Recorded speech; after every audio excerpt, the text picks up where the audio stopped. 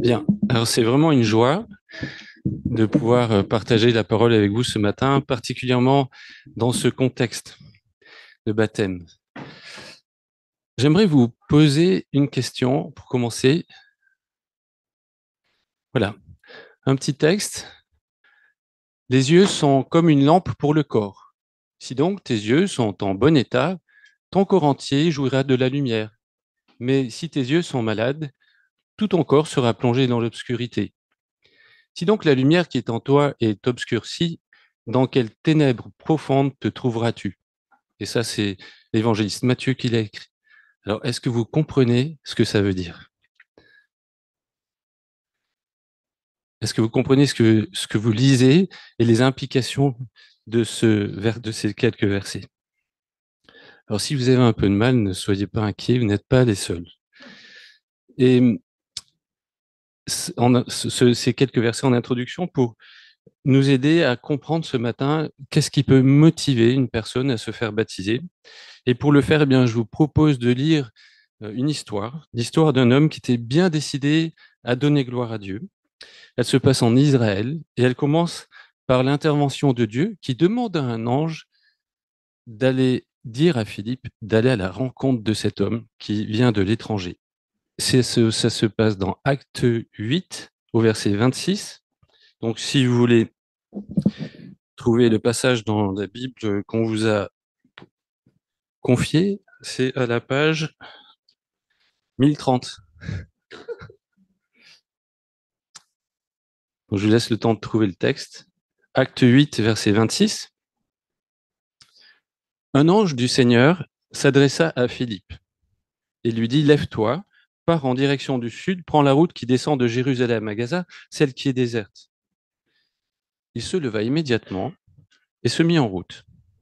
Et voici qu'il rencontra un haut dignitaire éthiopien, administrateur des biens de Candace, reine d'Éthiopie. Cet homme était venu à Jérusalem pour adorer Dieu. Il était sur le chemin du retour et assis sur son char, il lisait à voix haute un passage du prophète Ésaïe, c'est dans l'Ancien Testament. L'Esprit dit à Philippe, avance jusqu'à ce char et marche à côté de lui. Philippe courut et entendit l'Éthiopien lire dans le livre du prophète Ésaïe. Merci, Sébastien. Alors il lui demanda, comprends-tu ce que tu lis? Et l'Éthiopien qui répond, comment le pourrais-je? Répondit-il, si je n'ai personne pour me l'expliquer. Et il invita Philippe à monter s'asseoir à côté de lui. Or, il était en train de lire ce passage de l'Écriture, semblable à un mouton mené à l'abattoir, comme un agneau muet devant ceux qui le tondent, il n'a pas dit un mot. Il a été humilié et n'a pas obtenu justice. Qui racontera sa descendance? Car sa vie sur la terre a été supprimée. L'Éthiopien demanda à Philippe, explique-moi, s'il te plaît, de qui est-il question? Est-ce de lui-même que le prophète parle ou de quelqu'un d'autre? Alors Philippe prit la parole et parlant de ce texte, lui annonça ce qui concerne Jésus. En continuant leur route, ils arrivèrent près d'un point d'eau. Alors le dignitaire s'écria, voici de l'eau. Qu'est-ce qui empêche que je sois baptisé? Si tu crois de tout ton cœur, lui répondit Philippe, tu peux être baptisé. Oui, répondit le dignitaire, je crois que Jésus-Christ est le Fils de Dieu. Aussitôt, il donna l'ordre d'arrêter le char. Philippe et le dignitaire descendirent tous deux dans l'eau, et Philippe le baptisa. Quand ils sortirent de l'eau, l'Esprit du Seigneur enleva Philippe, et le dignitaire ne le vit plus. Celui-ci poursuivit sa route, le cœur rempli de joie. Comprends-tu ce que tu lis? Je vous ai posé la même question. Voici un voyageur qui se fait accorder par un inconnu et qui ose lui demander s'il comprend ce qu'il lit. Comment ça, est-ce que tu comprends? Il est en train de lire à haute voix, dans une langue étrangère en plus, et il ne comprendrait pas ce qu'il lit? C'est pas un illettré. Et quand on sait qu'il est responsable des trésors d'une reine en Afrique, on suppose qu'il y a quand même un minimum d'intelligence et de sagesse. Et il doit être assez instruit, parce qu'il a quand même fait un voyage depuis le fin fond de l'Afrique pour venir en Israël, adorer un Dieu qui n'est pas son Dieu, le Dieu de ses religions d'origine. Il a donc compris beaucoup de choses. Et pourtant, cet homme-là, il avoue humblement qu'il ne comprend pas. Et il dit à Philippe, mais comment comprendrais-je si personne ne m'explique? Et il ajoute, explique-moi s'il te plaît. On peut se poser la question quand même, comment se fait-il qu'un homme si capable ne comprenne pas tout seul ce texte? Et d'une manière générale, pourquoi nous avons tant de difficultés à comprendre ce que la Bible dit quand nous la lisons? Alors, j'aimerais vous parler d'une maladie qui s'appelle la DMLA, dégénérescence maculaire liée à l'âge. Alors vous qui êtes jeune, moins de 50 ans, ne vous inquiétez pas, mais les plus de 60, regardez bien le test. La dégénérescence maculaire liée à l'âge, c'est une maladie qui va déformer notre vision. Vous voyez cette grille, si vous n'êtes pas malade, vous voyez un point au centre et puis une grille bien régulière. Mais si vous avez une DMLA, vous allez avoir des déformations dans la grille et parfois même des trous, c'est-à-dire que vous allez rien voir. On appelle ça un scotum. C'est pas très sympathique. Eh bien, voyez-vous, nous avons du mal à comprendre la Bible parce que notre vision est altérée par une maladie qui déforme notre vision de Dieu. Et je l'ai appelée la DSLP, la dégénérescence spirituelle liée au péché. Parce que le péché, il agit sur nous comme la DMLA. C'est-à-dire que lorsque nous imaginons Dieu, nous développons notre propre conception de Dieu. Nous avons beaucoup d'idées préconçues sur lui à cause de notre milieu culturel, à cause de nos expériences, de notre vécu, et on tire des conclusions, mais qui sont malheureusement la plupart du temps erronées. Parce qu'en fait, nous sommes si orgueilleux que nous pensons pouvoir dire ce que Dieu devrait faire s'il était vraiment Dieu, ce qu'il devrait dire si vraiment il était Dieu, et même ce qu'il devrait penser, comment il devrait réfléchir, comment il devrait, lui, régler nos problèmes sur la terre et personnels. C'est-à-dire, il devrait faire comme nous on fait, on se met à sa place. Et ce faisant, nous déformons la réalité du vrai Dieu. C'est bien que souvent, nous allons l'accuser d'être injuste, lointain, indifférent, impuissant, parfois même cruel, quand on pense à ce que Jésus a vécu sur la croix, que Dieu offre son Fils, quand on pense au jugement qu'il permet, quand on pense à la maladie, à la guerre, à ce qu'il laisse faire, à tel point que certains préfèrent penser qu'il n'existe pas. Et ils ont comme un scotum, un trou, il n'y a pas de Dieu dans l'univers qu'ils imaginent, qu'ils voient. Alors quand nous ouvrons la Bible, eh bien, il y a comme ce voile devant nos yeux et nous ne la comprenons pas. Ou plutôt nous comprenons mal et il faut beaucoup d'efforts, de persévérance pour découvrir le trésor qui y est caché. Notre ami voyageur, il est dans cette démarche, cet homme éthiopien, et il continue à lire même s'il ne comprend pas tout. Et bien que ce ne soit pas précisé dans le texte, on peut vraiment imaginer qu'il prie Dieu. Il était venu adorer à Jérusalem. Il prie Dieu pour que Dieu l'aide à comprendre ce qu'il lit. Eh bien, voyez-vous, Dieu répond aux prières sincères. Il envoie un ange tout spécialement pour dire à Philippe d'aller à la rencontre de cet homme. Et Philippe va l'aider à comprendre ce qui le préoccupe. C'est très encourageant pour nous de réaliser que Dieu veut que l'on comprenne sa parole, la Bible. Il nous a adressé ce long message depuis tant d'années. C'est pas pour qu'il reste opaque, incompréhensible, flou. C'est pas pour qu'il y ait des trous dans notre compréhension. C'est pour qu'on le comprenne. Aussi, c'est vraiment indispensable quand on ouvre la Bible, quand vous ouvrez une Bible, eh bien, d'avoir au minimum ce pas de foi qui admette que Dieu puisse exister et qu'il veut se révéler à celui qui le cherche. Nous avons la promesse que Dieu nous aidera à comprendre, peut-être à l'aide de notre chrétien, mais quoi qu'il arrive, toujours avec le secours du Saint-Esprit. Alors l'Éthiopien, il pose cette question, Philippe a posé une question, est-ce que tu comprends ce que tu lis? Est-ce que nous comprenons ce que nous lisons? Et là, c'est cette fois l'Éthiopien qui pose une question, mais de qui est-il question? De qui parle-t-il? À qui est-ce que Dieu pensait lorsqu'il a inspiré à Ésaïe d'écrire semblable à un mouton mené à l'abattoir, comme un agneau muet devant ceux qui le tondent, il n'a pas dit un mot, il a été humilié, il n'a pas pas obtenu justice. L'explication de Philippe est résumée ainsi. Il lui annonça ce qui concerne Jésus. Il lui annonça ce qui concerne Jésus. Si Philippe a pu identifier que cet homme semblable à un agneau mis à mort, s'il a pu identifier que c'est Jésus, c'est tout simplement parce que lui-même a été enseigné auparavant par les apôtres qui ont témoigné de ce qui s'était passé à Jérusalem à la Pâque, ce qui était arrivé à Jésus.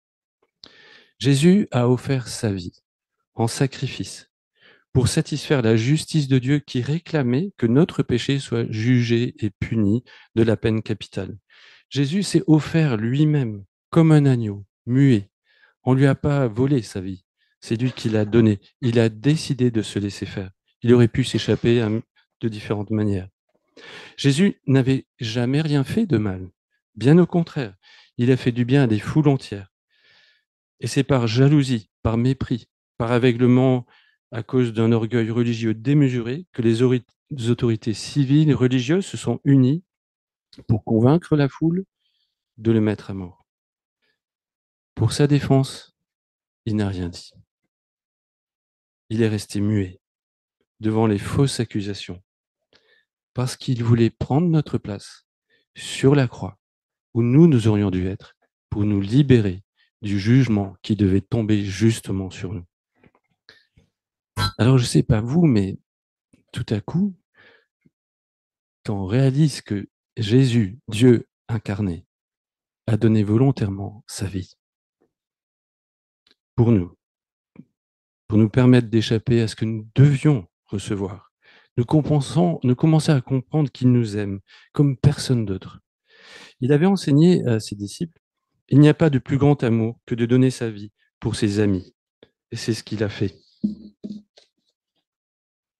Quand nous découvrons que c'est Dieu le Père qui a demandé à Jésus de le faire, et que ce plan de salut, c'est son idée, alors on se dit que Dieu doit nous aimer d'un amour incalculable pour qu'il accepte que son Fils, son unique, meure pour nous. Alors notre vision de Dieu, vous voyez, les petits scotums, les petites déformations, eh bien, ça commence à devenir un peu plus droit, plus régulier.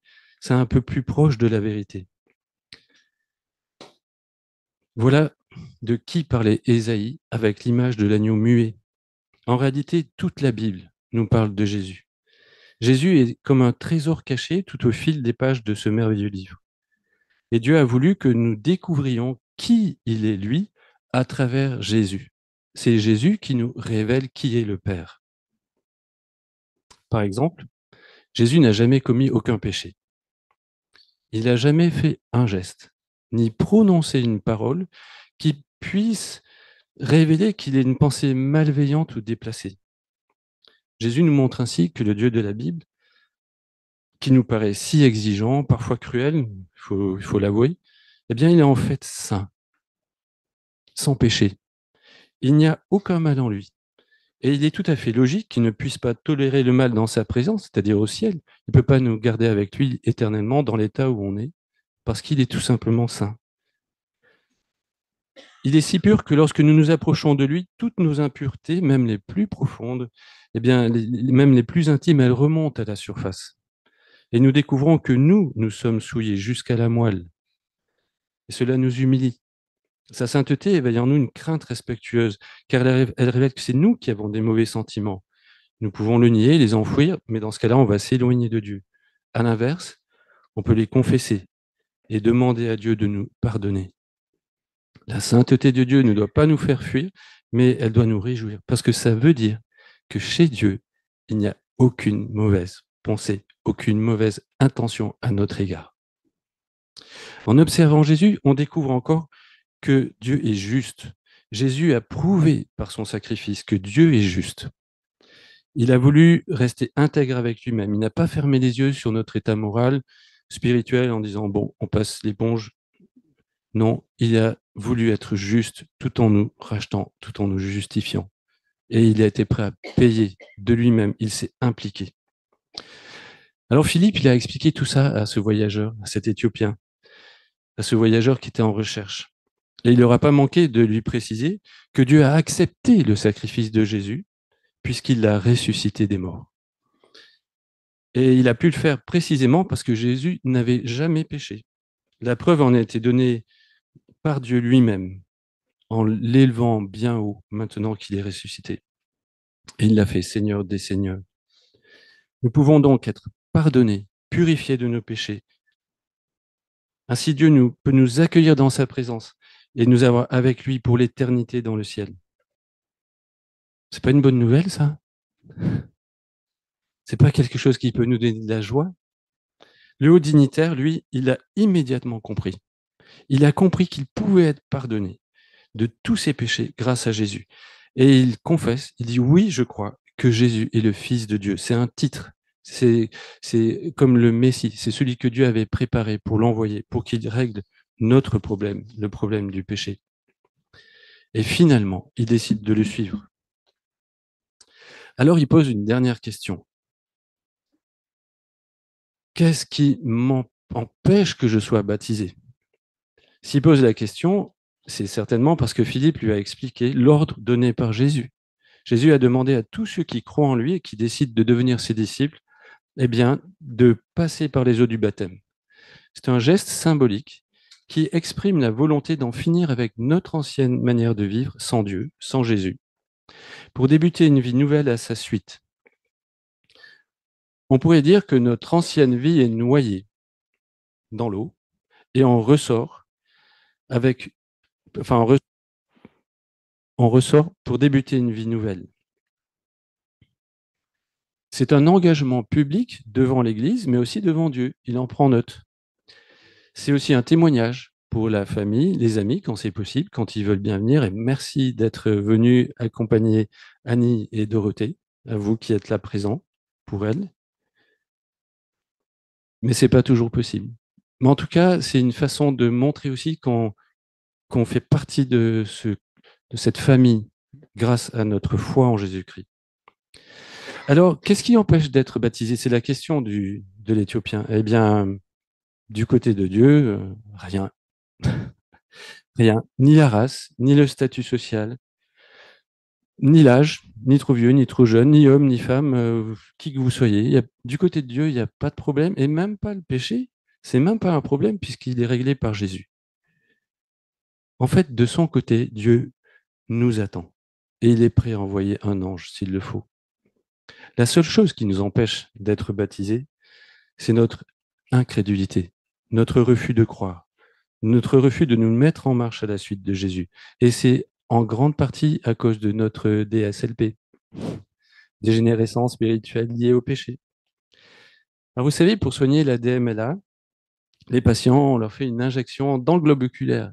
Ça pique un peu, mais bon, certains s'en plaignent, mais pas tous. En tout cas, ils sont très contents de mieux voir. Malheureusement, c'est pas radical et définitif, mais ça permet de mieux voir. Pour notre DSLP, eh bien, il y a un remède aussi. C'est Jésus lui-même.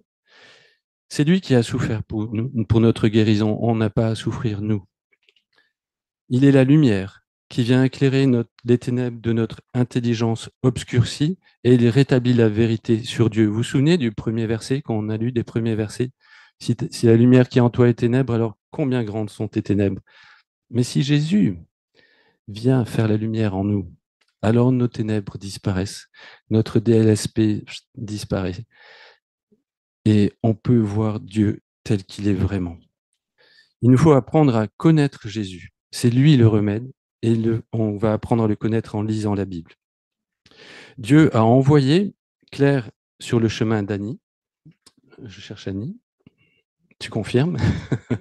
Dieu a envoyé Claire, donc une personne de l'Église, pour que tu puisses avoir une Bible et la lire, apprendre à connaître Jésus. Pour Dorothée, c'était avec ton grand-père plutôt que ça avait commencé. Puis après, le Seigneur a envoyé une certaine Anne-Christine aussi sur ta route. Tu n'étais pas dans un char, mais... Et Aujourd'hui, toutes les deux veulent par leur baptême exprimer, vouloir suivre Jésus, parce qu'elles ont compris qu'il est le chemin qui mène au Père céleste. Leur vision de Dieu a commencé à se corriger. Il y a un peu moins de trous, un peu moins de déformations dans la grille. Et elles font confiance à son agneau. Elles, comment dire, elles commencent à guérir. Comme nous tous, nous commençons ce mon chemin, nous voyons un petit peu mieux qui est Dieu au fil des années passées avec Jésus. Et en fait, Dieu nous interpelle chacun aujourd'hui par Dorothée et Annie, en nous demandant à chacun, est-ce que tu veux me suivre, toi aussi? Veux-tu guérir de ta DSLP? Le haut dignitaire est parti tout joyeux et vraiment, je pense que vous allez être toutes joyeuses, mais on est en tout cas, nous, très joyeux. Et sachez que dans le ciel, des anges sont très joyeux.